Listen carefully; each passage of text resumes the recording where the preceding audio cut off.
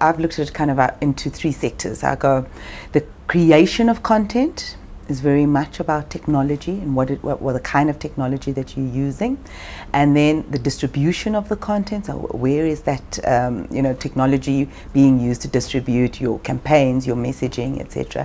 And then of the consumption is also about technology. So what is your audience using to consume your messaging, to consume your content? So there's those three phases. So when you talk about the creation of content. So I'll use a great example was the last year's Rugby World Cup, where we wanted to kind of show our audiences, something brilliant about the World Cup, and that would be then in the broadcast. So we literally got a whole new studio, which was kind of high tech, etc., improved picture quality, also allowed the presenters and commentators to kind of use the technology to drive the messaging home. So that was quite amazing from a technology perspective and what it was able to do. So when I talk about the creation of content, it's also about using kind of less cumbersome equipment to create the content. We've got great OB vans, for example, that have the most up-to-date, amazing content, etc. And that's really, you just take the van, you drive it somewhere, and you're able to broadcast from there.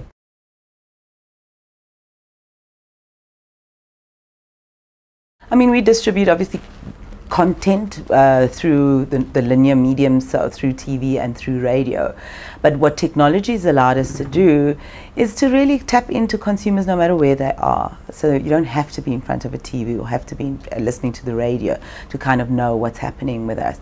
So we've been using a lot of other distribution models. So for example, the internet, through our websites, through apps, through videos. So we've got quite a few YouTube channels. A lot of the brands have YouTube channels.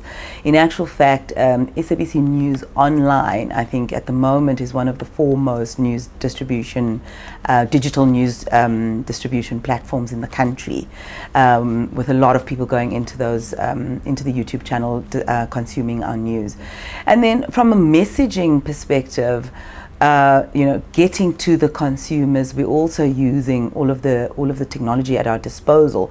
So not only just kind of your traditional methods like print and outdoor and so forth, but we're also using mobile campaigns, digital media campaigns, etc., to make sure that we are reaching all of our audiences. And also so definitely app-based technology, and then of course just digital marketing mediums, and making sure that our agencies are creating the right content for that. And of course, the ever-present social media as well, making sure that we use that.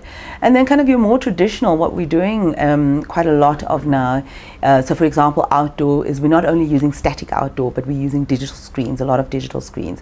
I mean, what we do is video. That's what our content is. A lot of it is that. So it's great to be able to say that, when you're driving around or wherever you are in different parts of the country, you're actually able to see our messaging in video format. And what we're looking at now, for example, here at the SABC, is converting some of our billboards so that we can actually also screen some live TV as well. So, those types of things, football matches, etc. So you don't have to be in front of a TV to be consuming us. And then I think the last part is just the consumption. So we know that the way that audiences consume is completely different to how it was even like yesterday or 5 years ago or whatever the case may be. So ultimately, that 30-second spot that we've all grown to rely on, both as advertisers and the consumers of advertising, I think that's just one way that we can reach audiences now. The other way is, consumers want to see you on their phones, they want to see you on their tablets, when they go online, they want to see you. So ultimately, we're very much aware of that, and everything that we do is now tailored to that consumption medium, so that audiences know that if I need information, so I want to know what breaking news is, I want to know what's happening on my favorite soapy, I want to know what's happening in the education space. I mean, SABC Education, and I don't think actually everybody knows about this, but they have an app that is programmed toward learners. So basically, if you have that app as a learner and more kind of your primary school learners, you are able to tap into curriculum-based education. You are able to tap into just things happening in that sector, etc. So it's really empowering for learners, that they don't only have to be kind of in a classroom to kind of access education and access the curriculums and so forth. So that's an initiative that SABC Education has done with the Department of Education as well. And then kind of from a more entertainment perspective, you have brands like 5FM and Metro FM who are using technology extensively to connect with their audiences. So the 5FM app also, I think stats for it last year was that also one of the most downloaded media apps in the country as well.